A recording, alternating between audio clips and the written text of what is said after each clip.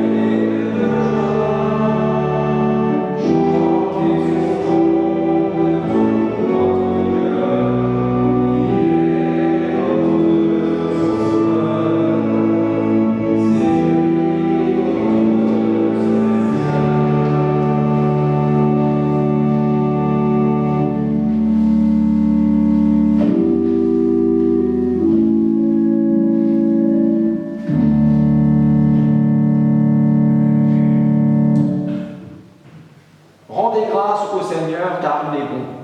Éternel est son amour. Que ceux que le Seigneur a défendus en témoignent. C'est lui qui les a achetés des mains de l'oppresseur. Il les rassemble de tous les pays. Du nord et du midi, du levant et du couchant. Certains erraient dans le désert sur des chemins perdus. Ils souffraient la faim et la soif. Ils sentaient leur âme défaillir. Dans leur angoisse, ils crièrent au Seigneur.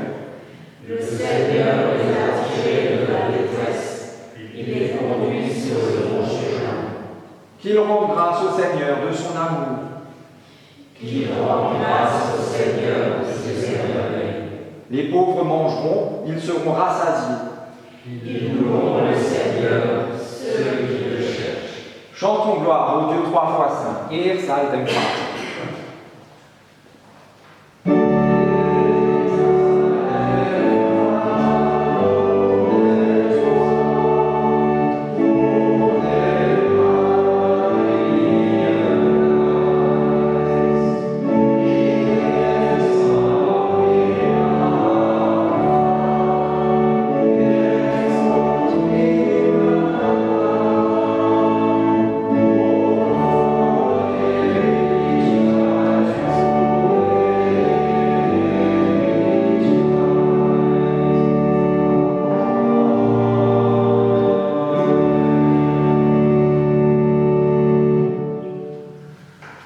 Parce que nous sommes sûrs de l'amour de Dieu pour nous, nous pouvons reconnaître devant lui ce qui nous sépare de lui. Seigneur Dieu, nous voici, et nous avons besoin de déposer devant toi le poids lassant de notre péché. Nous avons besoin que cessent nos alibis et nos excuses, qui ne trompent personne et surtout pas nous-mêmes.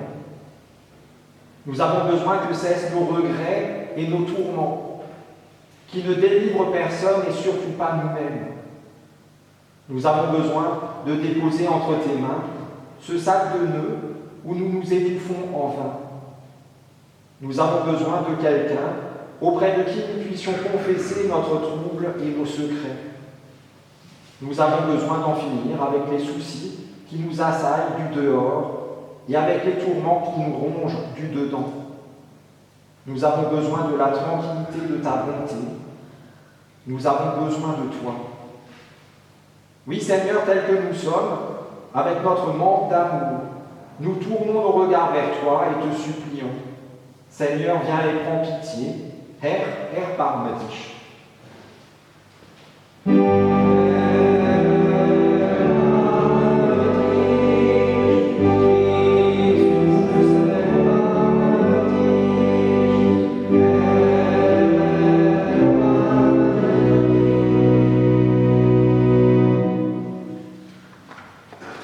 Que celui qui aime Dieu se réjouisse, car voici ce qu'il proclame à son intention. Dans l'évangile de Jean, c'est lui-même qui dit ceci. C'est moi qui suis le pain de vie. Celui qui vient à moi n'aura jamais faim, et celui qui met sa foi en moi n'aura jamais soif.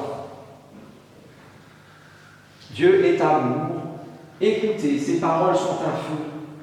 Ressentez son esprit embrase votre cœur. Dieu est partage. Entendez, il est lui-même le pain de vie. Accourez et prenez place au festin de son royaume. Dieu est lumière. Voyez, il vous ouvre un avenir et une espérance. Et vous qui êtes affamés désormais, soyez rassasiés. Pour la grandeur de sa bonté, chantons-lui notre reconnaissance, exaltons le Seigneur. Er sei Gott in der Höhe.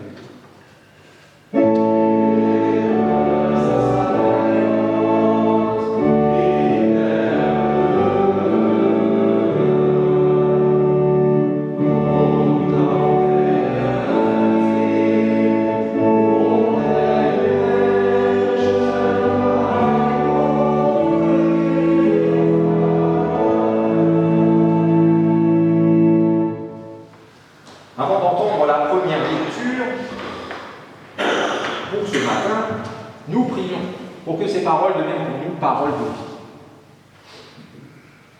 Comme des flambeaux devant ton trône, comme les arbres de ton jardin, comme des mains dressées vers ton ciel, comme les semeurs dans ton champ, nous voici, Seigneur, debout devant toi, à l'écoute de ta voix.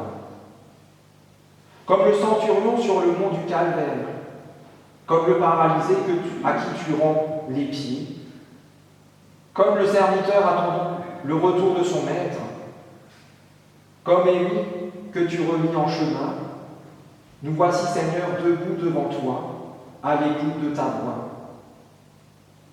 comme les veilleurs guettant l'aurore d'un jour nouveau, comme la femme portant son enfant, comme le cœur que la joie porte au nu, comme celui que les soucis n'écrasent plus, nous voici, Seigneur, debout devant toi, à l'écoute de ta voix. Oui, Seigneur, tu nous as appelés, nous voici. Enseigne-nous ta volonté. Nous te le demandons dans le doux nom de Jésus-Christ, ton Fils, notre Seigneur, qui vit et qui règne avec toi, Père, et le Saint-Esprit, un seul Dieu, pour les siècles des siècles.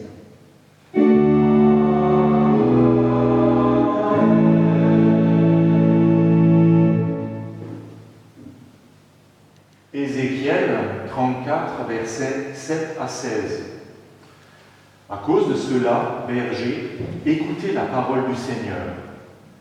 Par ma vie, déclaration du Seigneur Dieu, à coup sûr, parce que mon troupeau est livré au pillage et parce qu'il est devenu la proie de tous les animaux sauvages, faute de bergers, parce que mes bergers ne prenaient aucun soin de mon troupeau, parce que les troupeaux ne repaissaient eux-mêmes et ne faisaient pas paître mon troupeau, à cause de cela, bergers, écoutez la parole du Seigneur. Ainsi parle le Seigneur Dieu. Je m'oppose aux bergers. Je leur réclamerai mon troupeau. Je ne les laisserai plus paître mon troupeau, pour que les bergers ne se repaissent plus eux-mêmes. J'arracherai mon troupeau de leur bouche, et il ne sera plus une proie pour eux. Car ainsi parle le Seigneur Dieu. Je vais moi-même prendre soin de mes bêtes et les passer en revue. Comme un berger passe en revue son troupeau quand il est au milieu de ses bêtes éparpillées, ainsi je passerai en revue mon troupeau et j'arracherai mes bêtes de tous les lieux où elles ont été dispersées, un jour de nuée et d'obscurité épaisse. Je les ferai sortir d'entre les peuples. Je les rassemblerai de tous les pays et je les ramènerai sur la terre. Je les ferai paître sur les montagnes d'Israël, dans les ravins et dans tous les lieux d'habitation du pays. Je les ferai paître dans un bon pâturage, et leur domaine sera sur les montagnes qui dominent Israël. Là, elles se coucheront dans un bon domaine, et elles pourront paître dans de gras pâturages, dans les montagnes d'Israël. C'est moi qui ferai paître mon troupeau. C'est moi qui ferai coucher les bêtes, déclaration du Seigneur Dieu. Je chercherai celle qui est perdue, je ramènerai celle qui est égarée, je panserai celle qui est blessée, et je ferai reprendre des forces à celle qui est malade.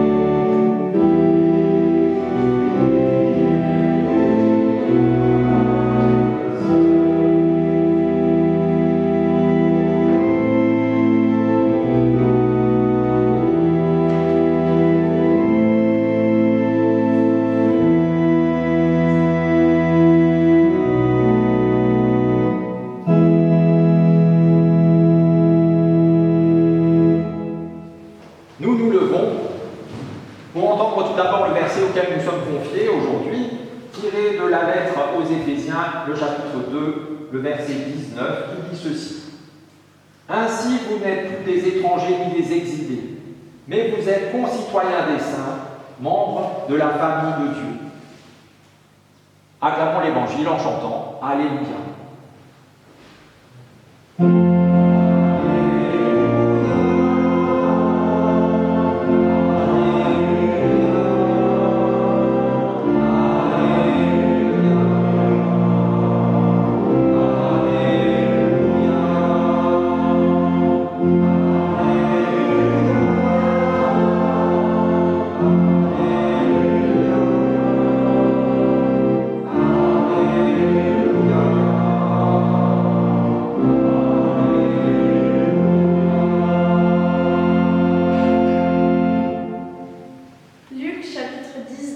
Versets 1 à 10. Jésus entra dans Jéricho et passa par la ville. Un nommé Zaché, qui était chef des collecteurs de taxes et qui était riche, cherchait à voir qui était Jésus. Mais à cause de la foule, il ne pouvait pas le voir, car il était de petite taille. Il courut par en avant et monta sur un sycomore pour le voir, parce qu'il devait passer par là.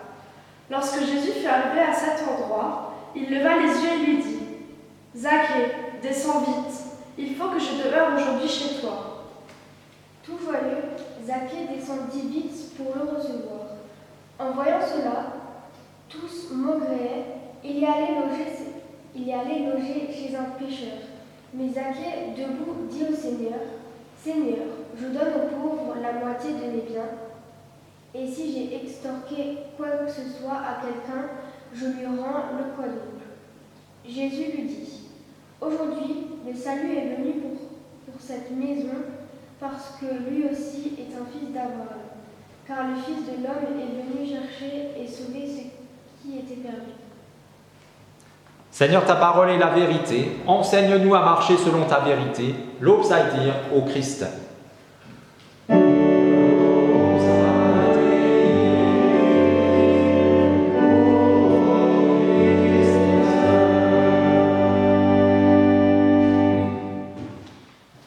Alors j'aurais dû vous dire qu'il s'agit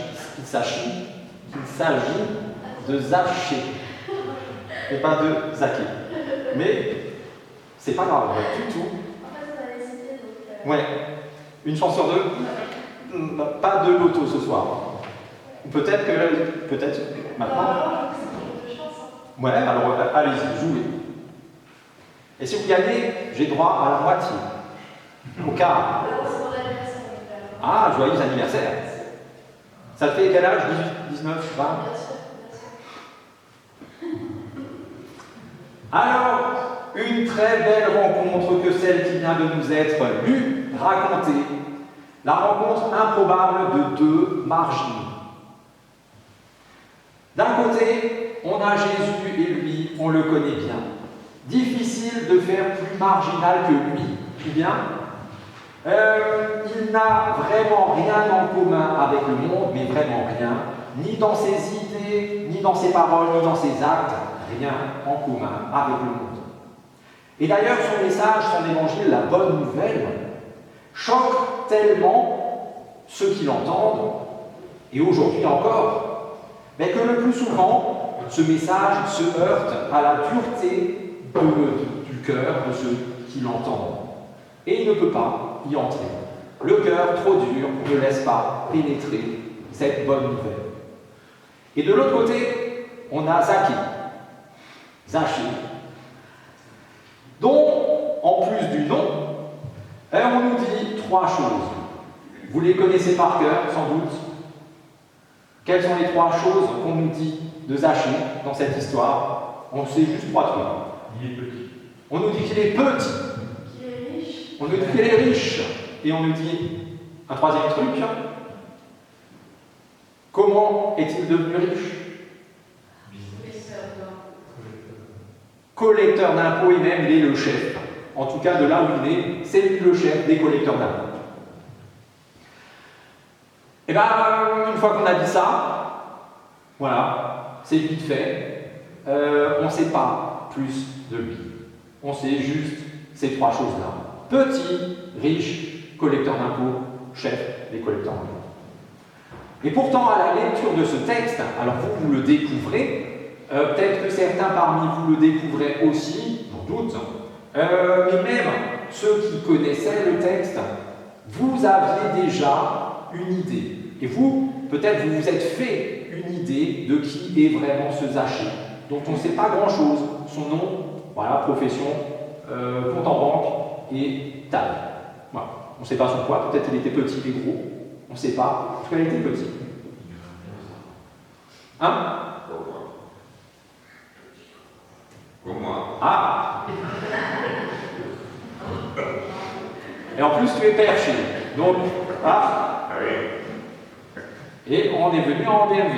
Ah! Et en plus. Ouais. Eh bien, peut-être que tout le monde ici s'est fait une idée et qu'on a une opinion de Zachée pas très très bonne.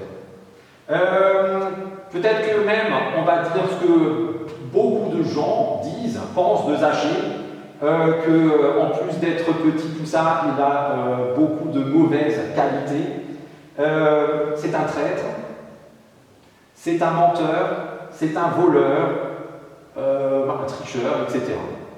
Peut-être que c'est ça l'idée qu'on a de lui, en découvrant le texte ou en le connaissant. Traître, mais tout simplement parce qu'il travaille pour qui? Il collecte l'impôt pour César, pour les Romains. Et les Romains occupaient le pays. Ce n'était pas eux qui normalement, voilà, mais comme occupation militaire, pouf, on récolte ce qu'on n'a pas semé. Traître. Il collabore avec l'ennemi. Et normalement ici, on sait tous, quand on entend le mot collabo, on sait, ça nous parle quand même d'une certaine façon. Voilà. Cerise sur le gâteau, ce travail lui procure des biens en quantité. Il est riche, il a tout ce qu'il faut et même plus. Et il ne s'en cache pas. Alors même qu'il s'enrichit sur le dos de ses concitoyens au service de l'ennemi, ben, il ne s'en cache pas. Peu importe la situation difficile dans laquelle les autres peuvent se trouver, peut-être qu'il y a aussi des malades, sûrement qu'il y a aussi des malades, peut-être des veuves, peut-être des orphelins, peu importe, tu dois l'impôt, paye l'impôt. Après tu peux être malade si tu veux, d'abord tu payes. Alors quand on considère Zachée sous cet angle-là, on ne peut qu'approuver la haine que ses concitoyens, que la foule, avait pour lui. Je suis même sûr que nous tous ici, si on avait connaissance de cette personne-là, ce Zachée, ben on ferait tout ce qu'on peut pour ne pas avoir à lui serrer la main, en public en tout cas. On essaierait de passer à côté. Et pourtant, tout le monde ne voit pas Zachée de cette façon-là. Non. Certains ne voient pas en Zachée un menteur ni un tricheur, encore moins un voleur. Les grandes richesses qui sont les siennes sont effectivement le résultat d'un travail critiquable, c'est vrai, mais rien ne prouve que Zachée ait triché et menti pour être aussi riche que ça. Rien ne prouve qu'il a fraudé, rien ne prouve qu'il a volé. Si on s'en fie au texte, cette malhonnêteté qu'on lui attribue n'est que l'opinion de la foule, des gens. C'est ce qu'ils pensent de lui. C'est ce que nous, en lisant ce texte, on peut sans doute penser de lui. S'il est aussi riche, c'est qu'il a volé. Voilà. Pourtant, son nom, Zachée, pourrait aussi nous aiguiller dans une autre direction. C'est tiré d'un mot hébreu qui veut dire pur et innocent. Il s'appelle comme ça, et la seule idée qu'on a de lui, parce qu'il est petit, riche et collecteur d'impôts, c'est que c'est un traître voleur. Voilà. Souvent dans l'Évangile, on ne nous dit pas le nom des gens. Enfin, il y a des gens dont on ne nous dit pas le nom. Parce que finalement, ils représentent en eux-mêmes quelque chose. Voilà. Le riche de la parabole du riche et du pauvre Lazare, on n'a pas besoin de savoir son nom. Voilà. Il a les défauts qui parlent pour lui. Ici, on connaît le nom de Zachée. Et peut-être ça peut nous aider à aller dans une autre direction. Alors, peut-être qu'on peut quand même déterminer quel groupe a raison. Zaché un voleur ou pas? Zaché un tricheur ou pas? C'est difficile à dire, sans doute qu'on n'arrivera pas à trancher, mais c'est pas grave, parce que c'est parfaitement inutile de le faire. Ça tombe bien, un exercice impossible, il n'est pas prévu à l'ordre du jour, ce n'est pas la peine. Comme souvent, nous nous posons et nous nous arrêtons à des questions qui ne sont pas essentielles, celle-là en fait partie. Que Zaché soit haï à tort ou à raison, ce n'est pas le problème. Ce qui est capital, c'est la liberté qui lui est offerte par cet autre marginal, encore bien plus marginal que lui, puisque Jésus ne sera pas haï dans l'ombre. Zaché, lui, on parle dans son dos, mais on n'ose pas lui dire en face. On n'ose pas faire des choses. Alors que Jésus, pour lui, les gens ne se contenteront pas de lui rayer la portière de la voiture en douce. Ils ne se contenteront pas de taguer sa poubelle, ou de la renverser, ou de lui envoyer une ou deux lettres anonymes chaque mois. Jésus, il sera haï jusqu'à être crucifié, jusqu'à mourir sur la croix. C'est ça la haine, le résultat de la haine que les gens auront pour Jésus. Zaché, alors que la foule entière l'excluait physiquement, qu'elle le privait de la capacité de voir et d'être vu, bien Jésus, lui, il le voit. Et s'il le voit, c'est peut-être déjà parce qu'il le regarde autrement. Même mieux que juste le voir, Jésus vient à lui. Et il lui adresse la parole. Et par cette parole adressée, comme au premier jour de la création, quand Dieu dit et la chose arrive, eh bien, le fait de lui parler, Zaché, existe. Et comme il l'a fait pour d'autres parias, d'autres exclus, on peut citer la femme adultère, plein d'infirmes, des malades et des possédés, ben Jésus place Zaché au centre. Au centre de cette histoire-là, c'est quelques versets, mais aussi au centre de son attention, au milieu de la foule et au cœur de sa venue à Jéricho. Il vient à Jéricho et c'est ce qu'il fait. Zaché, descends de ton arbre, je dois être chez toi aujourd'hui.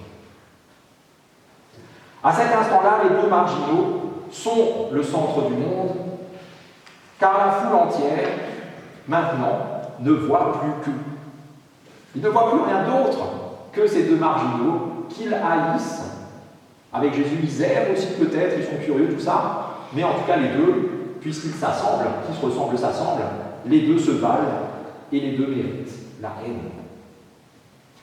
Alors si Jésus est venu pour sauver Zaché, de quoi doit-il être sauvé? Parce que là, au début, on a dit, c'est peut-être pas finalement un voleur. Peut-être qu'il n'est pas aussi malhonnête qu'on veut bien le penser. Alors de quoi Jésus est-il venu le sauver? De son titre, pardon? Alors oui, peut-être. Peut-être. Mais l'image que nous avons de lui, ça lui pesait peut-être même pas tellement ça.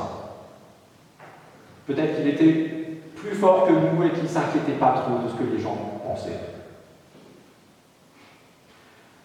Jésus devrait venir nous sauver de l'image que nous avons de lui. Ça serait une bonne idée. Alors, on a dit peut-être pas de son travail. En tout cas, le texte nous laisse l'impression qu'après, mais il n'a pas forcément changé de profession. A-t-il été libéré de sa malhonnêteté? Rien ne nous prouve qu'il l'était. Qu'est-ce qui le tenait lié au point de nécessiter la visite de Jésus lui-même dans sa maison et dans sa vie? Pour moi, très simplement, c'est pas non plus sa taille, c'était l'autre chose qu'on sait de lui, sa richesse. ses possessions matérielles, tout son argent, qu'il l'ait gagné honnêtement ou qu'il l'ait volé, peu importe, le souci c'est que cet argent-là a le pouvoir sur lui. Cette richesse peut être excessive, sans doute excessive. C'est ça que c'est ce dont Jésus est venu le délivrer. Sans doute que pour lui, les autres n'avaient pas d'autre valeur que le montant de l'impôt qu'il devait à l'État. Comme on l'a dit un petit peu, oui, toi tu es le redevable numéro tant et tant. Autrement, dans ta vie, rien ne m'intéresse. Donne cet argent. Voilà. Pour lui, son bien-être personnel ne se résumait que à être bien matériellement. Les relations, tout le monde le aime, c'est pas grave. Ce qu'il pense de moi, rien à faire. Moi, je suis bien dans ma villa avec piscine, tout seul, comme un chef des collecteurs d'impôts. On a l'impression que ce n'est pas lui qui vit, mais son portefeuille. Mais au moment même où Jésus le ramène à l'existence en lui disant « Je te vois, tu existes et je suis venu pour toi », Zachée est libéré du poids de ses possessions matérielles, de tout ce qu'il a accumulé à force de travail, mais qui au final avait plus d'emprise sur lui qu'il n'en avait sur sa propre vie.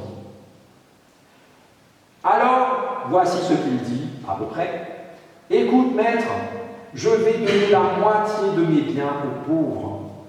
J'en aurai encore toujours largement assez pour vivre. Toujours.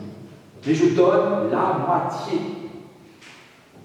Pas un petit don qui nous donne 66% ou 70% de réduction fiscale. Je donne la moitié de tout ce que j'ai. C'était sans doute beaucoup. Et si j'ai pris trop d'argent à quelqu'un, si jamais, effectivement, j'ai volé quelqu'un, consciemment ou inconsciemment, eh bien je lui en donne 4 fois autant. Je lui rends, pour le dédommager, 4 fois autant. Qui fait ça? Il ne lui reste déjà plus que la moitié de tout ce qu'il avait, il va rendre 4 fois autant. Il est libéré de ce qui le possédait. Pour lui, c'était les richesses. Voilà. Et nous sommes ici, cette histoire doit nous servir à nous. Zachée, lui, il est tranquille depuis longtemps. Mais nous, que faisons-nous de ce que Jésus a fait pour Zachée? Nous avons aussi des choses qui nous lient. Je fais un tour d'horizon comme ça, vite fait. Personne ici n'est aussi riche que Zachée, n'est-ce pas? Je ne pense pas qu'on soit lié trop par notre compte en banque. On l'est aussi. On l'est aussi. Mais moins, on l'est plus parce qu'il n'y a pas assez dessus. Point. Mais on a d'autres choses qui pèsent tout autant que l'argent pesé pour Zachée. Nous avons tous des choses qui nous pèsent et qui nous lient. Voilà. Alors, le regard que nous portons sur les autres nous empêche souvent d'avoir un regard juste sur eux, mais pire encore, sur nous-mêmes. Zachée était-il plus pécheur que les autres qui ce jour-là ont croisé la route de Jésus? Je ne pense pas. Est-il moins digne de Dieu que nous? Je ne pense pas non plus. Ne devrions-nous pas plutôt suivre l'exemple du grand apôtre Paul? Nous sommes chrétiens, luthériens, à la suite de Paul. Et Paul disait ceci de lui: « Je suis le premier des pécheurs et le dernier des hommes. Je ne suis qu'une larve. » Je voudrais dire un autre mot, mais j'ose pas le dire, mais vous le pensez. Voilà. Ça, c'est ce que Paul disait. Si nous ne nous reconnaissons pas chacun comme le pire des pécheurs, alors nous n'accepterons pas le fait que nous ayons besoin de Dieu. Nous n'accepterons pas la venue de Jésus dans notre vie pour nous faire descendre de l'arbre sur lequel nous sommes montés nous-mêmes. L'arbre de notre égocentrisme, l'arbre, peu importe si c'est les richesses ou le chocolat. Souvent, moi, j'ai un grand arbre en chocolat Malheur à celui qui essaiera de m'en faire descendre. La maison dans laquelle Jésus est entré ce jour-là, celle de Zachée, aujourd'hui, c'est la nôtre. La sienne n'existe plus. Aujourd'hui, Jésus vient chez nous, à nous, pour nous dire « C'est chez toi qu'aujourd'hui je veux être. Même je dois être. » La vie dans laquelle Jésus a mis de l'ordre, aujourd'hui, ça doit être la nôtre. La liberté qu'il a donnée à l'enfant d'Abraham qui était Zachée, aujourd'hui, il nous la donne à nous qui sommes enfants de Dieu.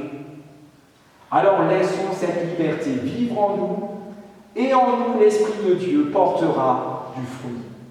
Et quand l'Esprit de Dieu porte du fruit, ce n'est pas 4 fois autant, c'est au moins 100 fois autant. Amen.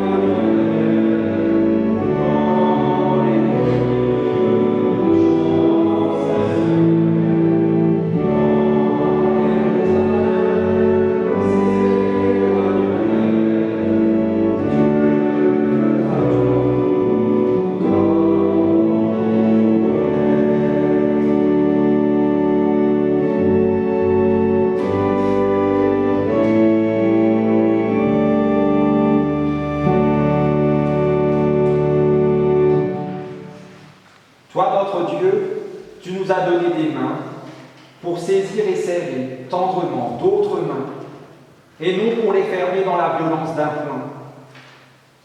Des mains ouvertes comme une offrande, comme une prière de demande et de merci. Des mains qui bénissent à tour de bras, des mains ridées, abîmées, qui reçoivent de toi le pain de vie.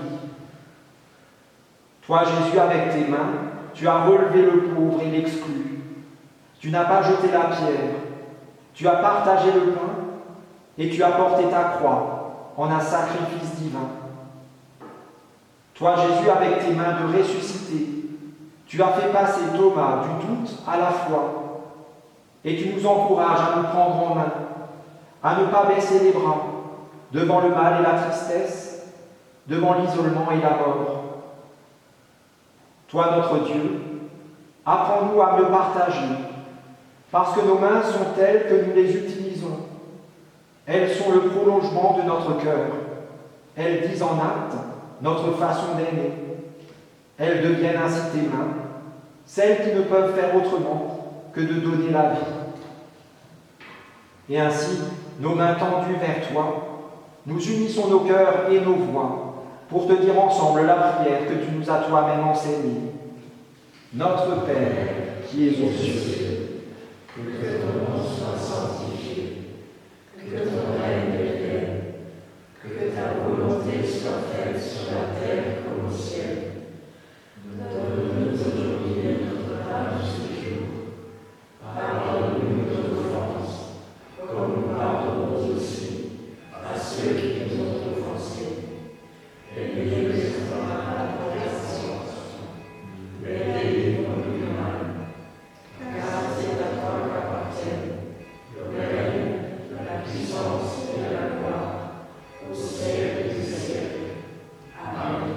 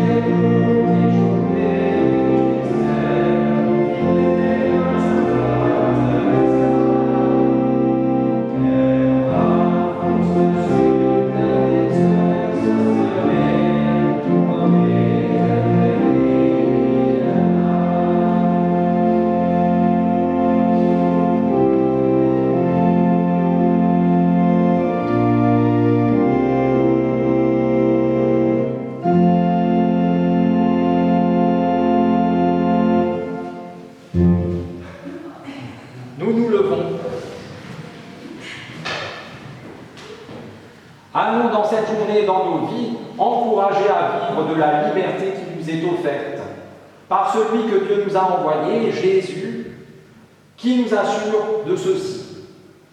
L'Esprit du Seigneur est sur moi, car il m'a conféré l'onction. Il m'a envoyé porter une bonne nouvelle aux pauvres, guérir ceux qui ont le cœur brisé, proclamer aux captifs leur libération et aux prisonniers la délivrance. Et qu'ainsi Dieu notre Père, par son Esprit, vous accompagne et vous conduise, qu'il vous affermisse dans son alliance éternelle, en Jésus-Christ son Fils, notre Seigneur. Et soyez bénis, vous êtes bénis. Amen.